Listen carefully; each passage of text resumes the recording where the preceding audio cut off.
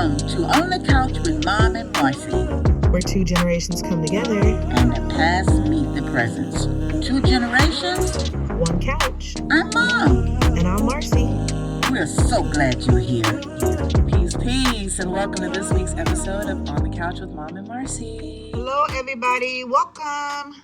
So, Mother, how has your last week been? Well, different weeks, same happenings. Okay, so you just do the same thing week after week. Is there any excitement happening? Well, my life is exciting. You know, my life is exciting. I like being retired, and I look at my schedule every night before I go to bed, and I see what I have, what appointments I have. Because I always have doctor's appointments, and I don't need anything from the peanut gallery. Okay. I'm just saying, paper cut, going to the doctor. But I just enjoy just laying around not doing nothing, and then when I want to do something, I get up and I do it, which I don't stay home a lot, as you know. I do know that. Yeah, I go out and I enjoy myself, and my life is good. Yep. How about yours? My life is good too. Like, I'm at peace right now. I'm not where I want to be, but I'm on the path to get there. So, but my life is good. It was last night, got to hang out with you and Marla. Yeah. So that was good, seeing my little Marlita. Yeah, shout out to her. Yeah, so good to see Mama. But I got to do more of that. You know what I'm saying? Get involved with my girlfriends and just... I'm not drinking right now. I'm off the bottle, y'all. No, not that I'm alcoholic, so I don't want anybody to say that. But when I'm trying to get healthy, like do not meditation, but working out more, I try not to drink because I feel like those are empty calories. So that's where I'm at right now. But you don't have to. Drinking doesn't bring the good time. Not for me. No. So I'm not really missing it right now. But yeah, it was good to see Marla's face because it's been a minute, so, and then I want to get back to doing some stuff at your house. We had talked about that last night, like doing the sound baths and the meditations. So, more than welcome. Yeah, so that's going to happen. But, all right, so we are going to jump back into where we left off last week. If you guys remember, we were talking about meditation, and I couldn't fit it all into last week's episode, excuse me. So, Mom, do you remember where we left off at? We were just talking about the different ways to meditate and the different types of meditation. And I just looked up something so I could kind of abreast myself in a little bit on the subject.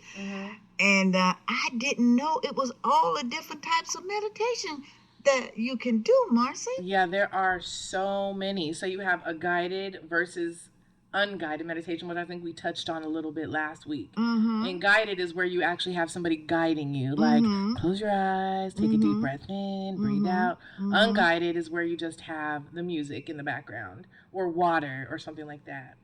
Then you have a calming versus an insight meditation. And those are different types of techniques, I would say. So calming is like focusing on a particular object, like your breath. Maybe you say a mantra or a visualization, or you focus on a physical object if you keep your eyes open. Alternatively, you have people who might practice an insight type of meditation. And that's often where you set an intention for something. So like maybe... I don't know, you need money for something. So you want to meditate on how am I going to get this money to do whatever it is you need to do. So you focus on that. Then you have like a focused attention meditation. And this form of meditation, that's straightforward. It just uses the object of your breath and your focused attention. So you're focusing on the mind, focusing on your breath, going in and out. Then you have I always do a body scan. And that's where you start off with I always start with your crown chakras opening and imagine water's being poured in and it's going into the forehead and then the front of the face. Yeah, you do that, but I didn't know that that's what it was called. Body scan, because the body scan is bringing you present. to the present moment, because your mind is elsewhere. Uh-huh. Our brains are constantly moving and shaking and doing things and thinking what's for dinner, and oh, I forgot to feed the dog, and did I pay this bill, and what's on TV tonight. So when you sit down to meditate, it doesn't just shut off. Yeah. It's just, that's not how our brains work. So you try to bring yourself to a focused attention, whether it's a body focus, a body scan, to bring you to that. So you're not focusing on the dinner and the dog and all that kind of stuff. Okay. Then you have a noting type of meditation, which is where you're, like I said earlier, focusing on the breath. Like all you're doing is focusing on the breath going in, the breath going out, the breath going in. And then noting will show you what's distracting your mind, because you'll start seeing, like, I'm trying to focus on the breath, but I'm thinking about dinner. So it'll bring your awareness to that. Visualization is also a type of meditation where, excuse me, it invites you to picture something or someone in your mind, and you're replacing the breath with a mental image as the object of your focus. So instead of focusing on the cool air going in through the nose and the warm air going out, you're focusing on, imagine a flower in bloom. Imagine it is a lotus flower and it's white, and you can see the petals and you can smell the fragrance. That is a visualization type of. Or even like, imagine the sun coming up over the hills and the pink rays that it's putting over the land. Like, that's visualization. Yeah, I like that too. I like that too. Then you have loving kindness. I mean, there's so many. I'm just telling you guys the ones that I participate in when I give meditations. So loving kindness is focusing on being loving and kind. Like maybe you have an issue at work with a coworker or something, and you should never fight fire with fire. You should fight it with water, meaning put it out. So how do you do that? By being loving and kind. So you might focus on that person, and you direct positive energy and goodwill to yourselves and then to that person that you're having. So in your meditation, you might be like, I want to be more loving and kind towards so-and-so. And I wish that so-and-so will receive my loving and kindness. I need to work on that one. With who?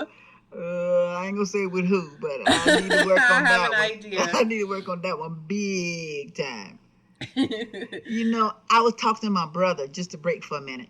I was talking to my brother about we were gonna do this type of meditation, and he said, "You are gonna talk about that?" I said, "Yeah." He said, "Now you know, if mom and dad was here, and especially grandma, they'll be telling you, no, don't do that."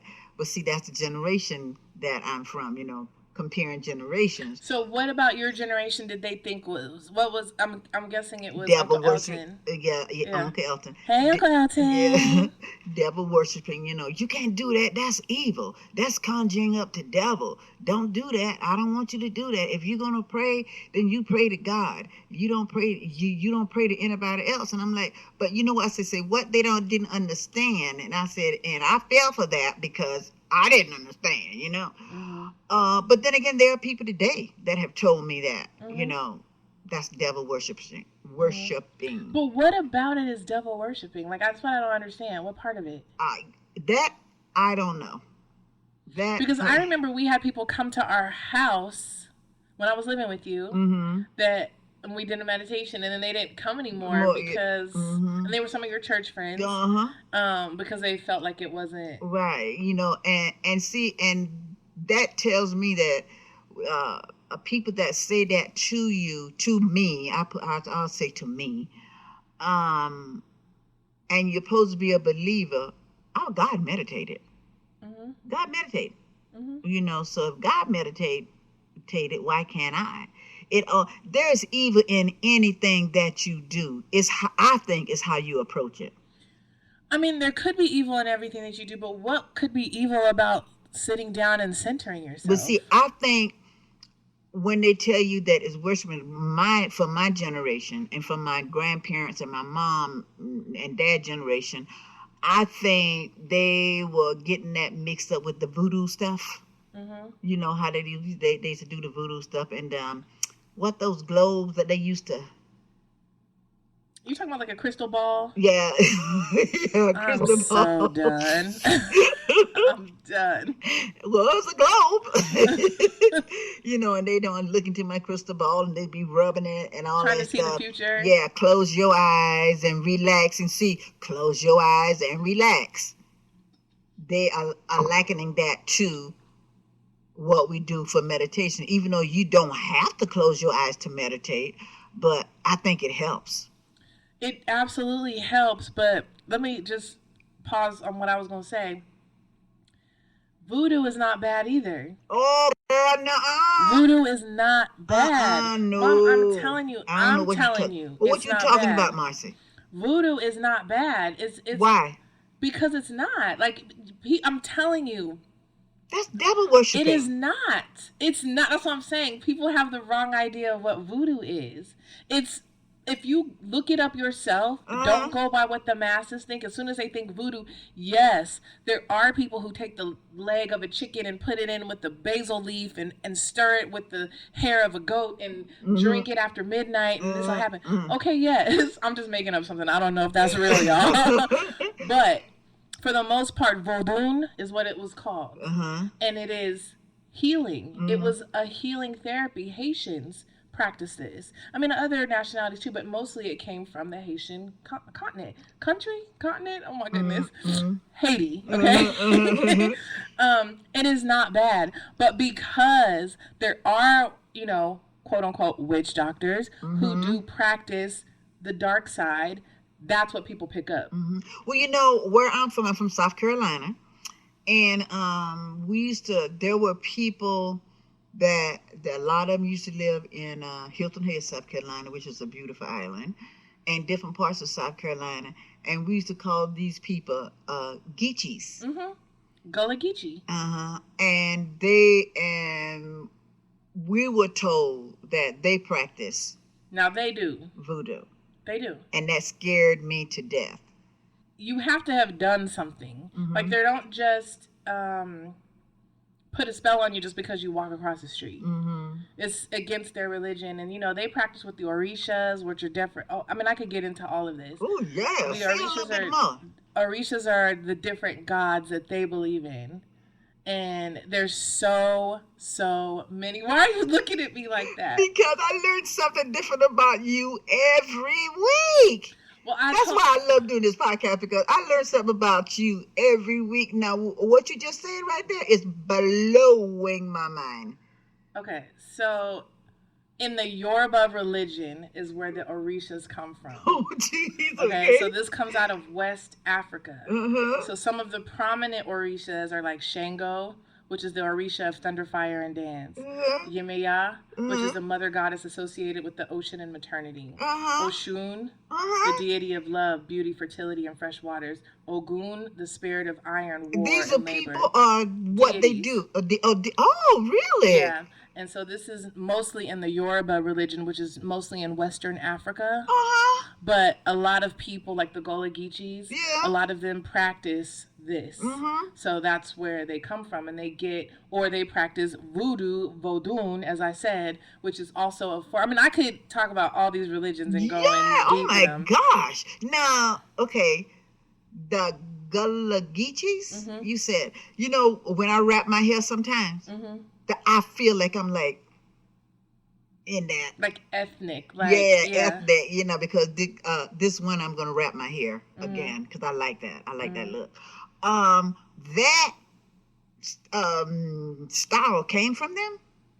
Well, yeah, it comes from... Or our African roots? It comes from our African roots because everything, if you really want to know, came from Africa. And so it was just women's hair is known as their crown.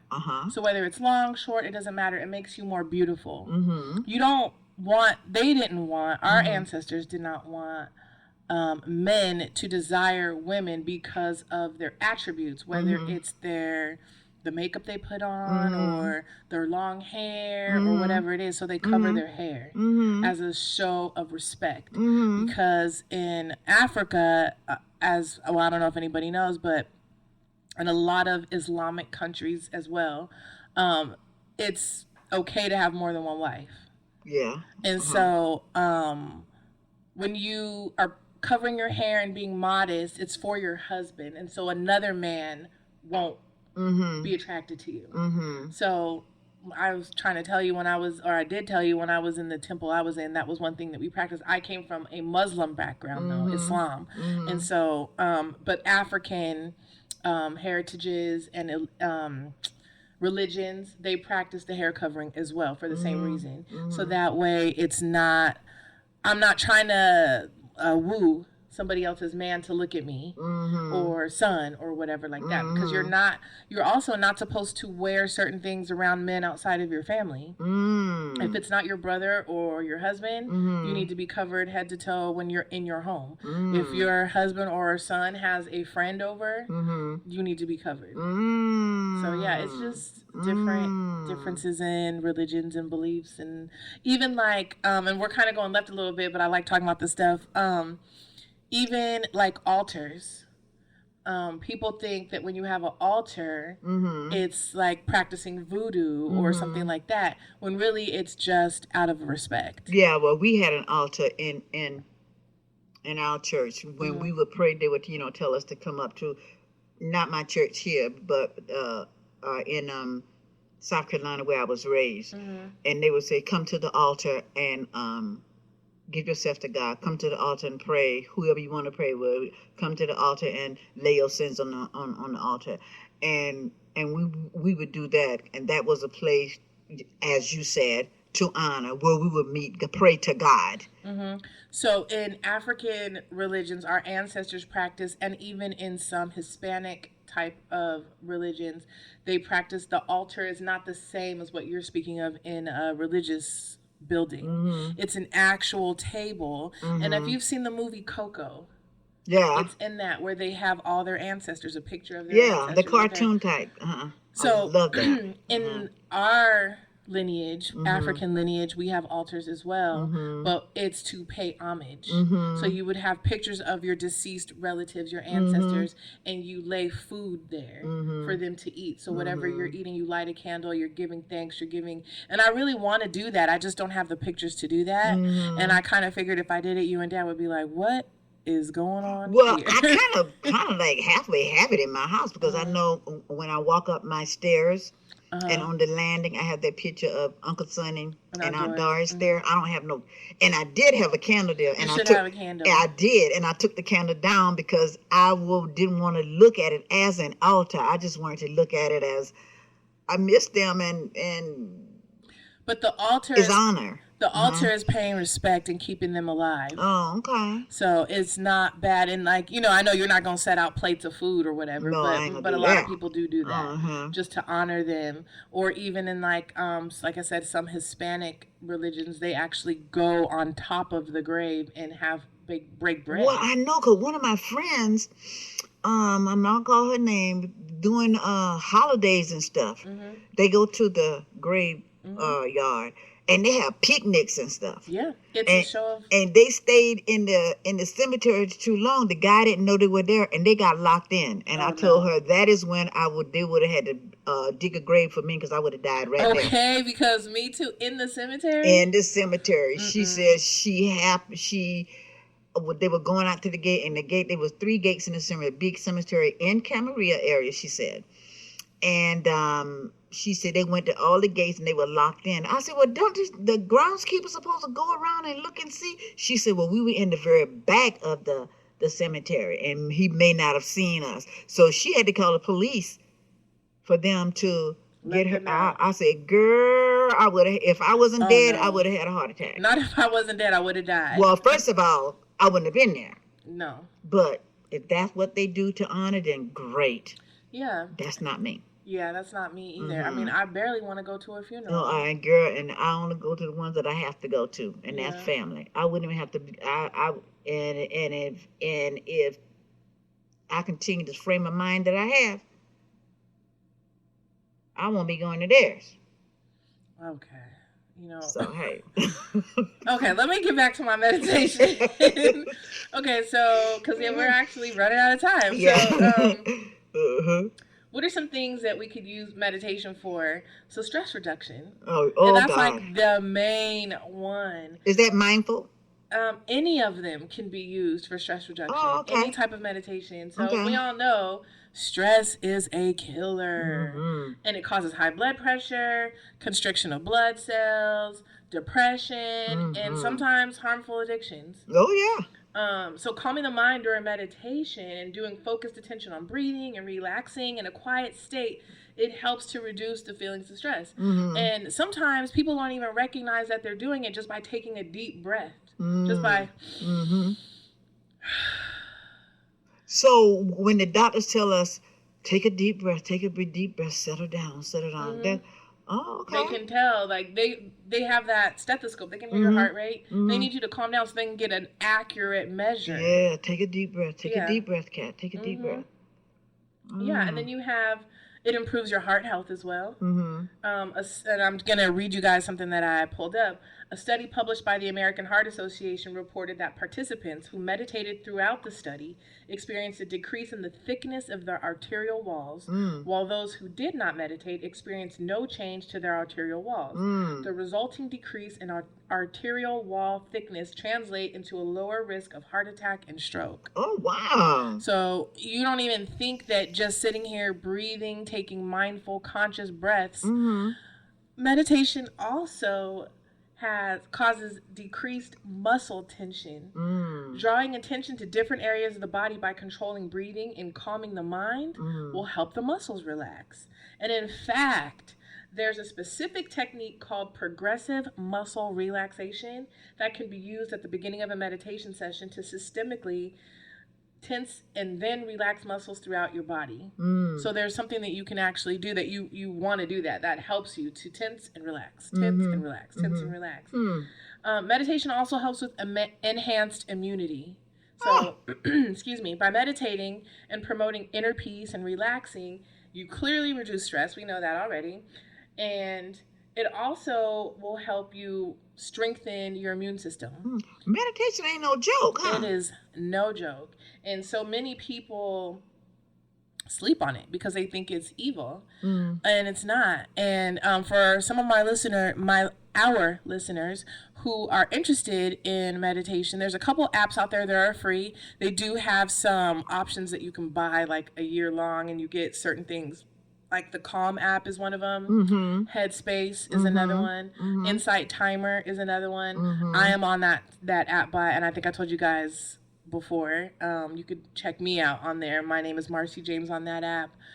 Do you use any of those apps, Mom? Do you use apps for meditation? Well, of course I use Insight Timer, and I do Calm. I really like Calm, which is really good. Because there's so many different things that you can listen to. Water, wind, different sounds, bells, flutes, and all that stuff. So it's really a good app. And you can also YouTube anything. You can just search for whatever, meditation music, guided meditations, inner peace meditations, meditations with no words, just water, like whatever you want. It's on YouTube as well. I like that one with the flute. Okay. I like that flute because it sounds so good. You know what I'm talking about? When we used to be at your when we were at your meditation when I had the spot. When you had your meditation spot and you would do that flute that the Indians were playing, and then and then we had the woo in the background, that sound. It was beautiful. I know exactly which one you're talking about. There was one that sounded like it almost sounded like a wolf howling. Yeah. Okay. And then the other one you're talking about is a pan flute. Okay. Okay. So you would search pan flute meditation. Yeah, it is so relaxing. I'm so done with you. Some other tools you can use to help you meditate are singing bowls. Yeah. Are you familiar with the singing bowls? Okay, so these are the bowls that you have, right? Correct. And they're quartz singing bowls. And so when your body experiences disease, aka dis-ease, vibrational therapy helps create the vibration in the body that brings it back together. Oh, now you know when I went to when I was going to the yoga academy in Westlake. And we did yin yoga, and she had this long tube that had these little beads in it, and she would turn it upside down, and they would go.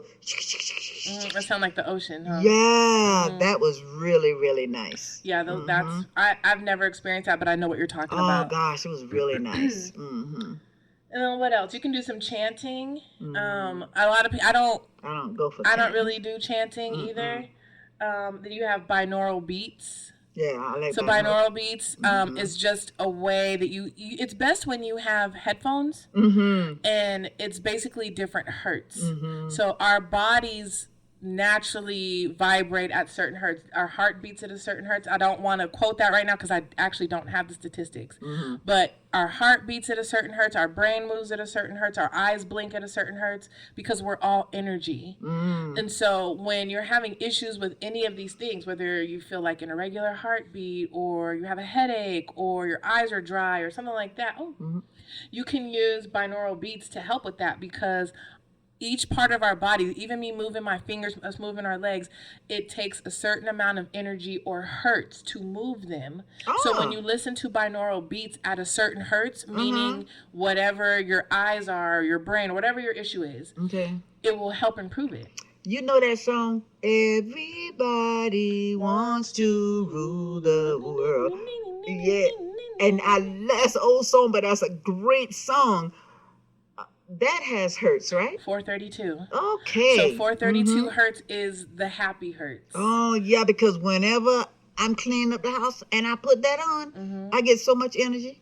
Yeah, that song is great. And then What You Won't Do for Love is another one of them. I have a whole list of songs that are 432 hertz, but you guys can Google that too. If you're ever feeling down and you just need to pick me up, you put on these 432 hertz songs and they will lift you up. So what's the 432? Do you have more? Yeah. Of the 432 hertz song? But I like that Everybody Wants to Rule the World, because I just love that song. It just does something to me. And I did have a list of the ones that you gave me. Yeah, I'm trying to find them right now. And I can't. And I can't even remember. Oh, the ones with Bill Withers. Yes. Bill Withers. I can't think of the name. Okay, I found it. Okay. So, Lovely Day. Yeah. By Bill Withers.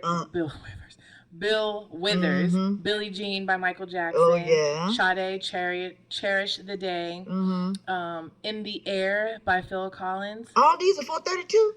Really? And then Bohemian Rhapsody by Queen. Okay. Yeah. All right. So just so you guys know, binaural beats are two frequencies played at different pitches, and they affect our brain waves. And so, as you know, everything starts in our brain. So it'll affect those waves that, like I said, if you have dry eyes or something, or blur vision, and you find out the hertz of our eyes, and you find a binaural beat for that, it will go to, because you put headphones on, that wave that you're hearing will go into the brain and will go directly to whatever. Well, how do you find out the hertz of you just look it up.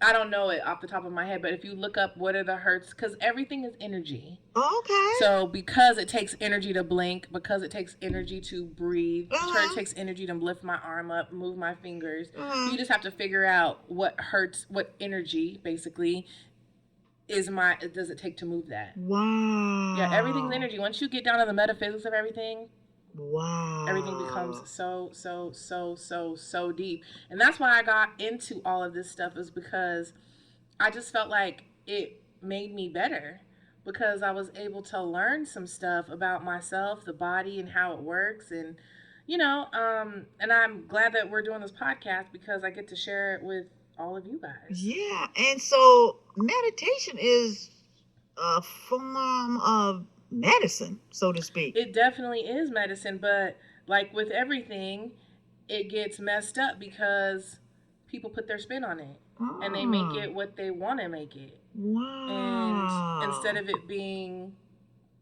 what it is, which is medicine. Wow. So I'm trying to see if I've left out anything that maybe somebody might. Let me see. I'm just looking over my notes. We went over binaural beats. And do you have essential oils? I know we're talking about meditation, but essential oils also are part of meditation. Oh yeah, especially my lavender. If you put a little bit of lavender above your upper lip while you're meditating, and especially before bed, it helps you get into a relaxed mode. Yeah. And so does I also like when I'm doing meditation. When I'll do lavender sometime, I'll also do a lemon lavender, a lemon oil, and peppermint. Peppermint, I cannot get into. I have a whole burning oil of peppermint if you want to take it home with you today. But some oils you can use for meditation are frankincense, eucalyptus, lavender, myrrh, sandalwood, neroli. I love sandalwood. Palo Santo. Oh, I love Palo Santo. Cedarwood. Oh, yes. Ylang ylang. Sage. Yeah. And so any of those oils will help you get grounded and more clear in any type of meditation that you were choosing to do for yourself. I really wish I could just keep talking about all this kind of stuff, but we are actually running out of time. So did you have anything you wanted to add or question? Yeah, I just want to say thank you, Marcia, for introducing me to this, because introducing me to meditation has changed my life.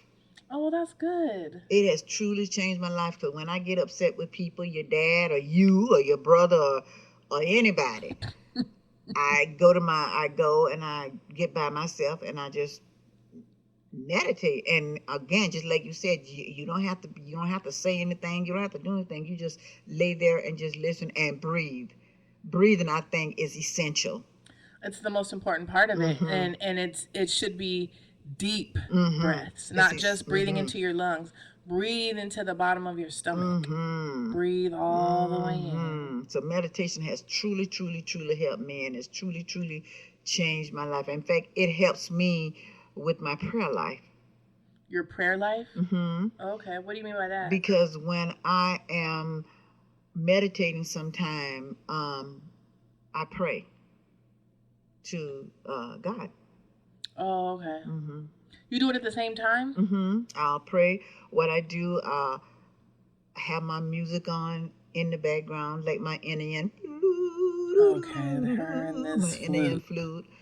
And I have that down very low. And then I just start talking to God, talking to my Father.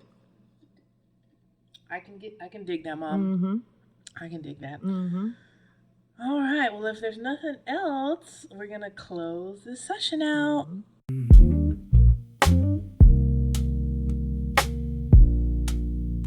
Marcy's Mindful Minute. So this week, what I want to tell you guys is to follow your gut. If you feel something in your gut, that's what it is. Do not let anybody talk you out of what you know. Especially in today's day and age of internet dating, and a lot of fallacies come from the internet, because you could be whoever you want to be behind that screen. Oh, yeah. Not just the internet, just in general. You could meet somebody in person and you could feel something. Follow your gut. Our emotions come from our gut, our solar plexus. So if you feel something there, immediately, it is what it is. And don't let anybody talk you out of what you know. Don't let anybody talk you out of what you know. I'm going to say it one more time. Don't let anybody talk you out of what you know. Even if you want it to be what you want it to be, your heart wants it to be what your heart wants it to be, let your mind rule you in this situation and see it for what it is. And you have no hate in your heart, have no ill will, just wish them well and move on with life. There's no reason to call people out on their stuff, say whatever you need to say. You don't need to do that, because you know what you know. So say what you need to say. If you just have to say something, like that tends to be my problem, that I just have to say something, but say it from a place of love and wish that person or that thing or whatever it is, because you might have a vice that's holding you, like maybe you drink too much or smoke cigarettes or something like that, and wish it well. You don't have to always be negative. But my takeaway from today is listen to your gut instinct. It's not leading you down the wrong path. Mom's Couch Wisdom of the Week.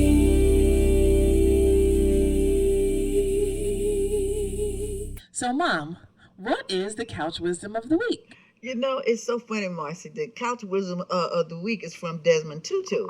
But this is the stuff that my mama and grandma would say to me all the time. So, Desmond, when did Desmond Tutu meet my mama or my grandmama? I'm so done. What did Desmond Tutu say, girl? He says, hope is being able to see that there is light despite all of the darkness. That's good. Mm-hmm. Hope is being able to see that there is light despite all of the darkness. Mm-hmm. And my mom and grandma would say this, maybe not these same words, and they will always say, remember, baby, God is light. Satan is darkness. God will shine, which is light, over darkness. And that is so true. You walk in a dark room, you flip the switch, there is light. It's not dark anymore. Mm-hmm. Yeah, I'd like to say that's very good. I'd like to say, like, you wouldn't know about the dark if there was no light. There you go. So you can't have one without the other. Mm-hmm. Yeah. So, all right. Yeah. Well, Mom, do you have anything else to add to this episode? No, this is good. I really enjoyed that, girl. You tell every week though. Every week. I'm so glad we're doing this podcast because every week I learn something about you, and I've been knowing you for a long time. Yes, you have. And I learned something different about you each time we do a podcast. You talking about the Orishas? What's that? I can't. When we were talking about the Orishas earlier. Oh, okay. We talked about so much stuff. Oh my goodness. We talked about so much stuff. So Orishas. Okay, yeah. Well, yeah. She got me over here choking. Mm-hmm.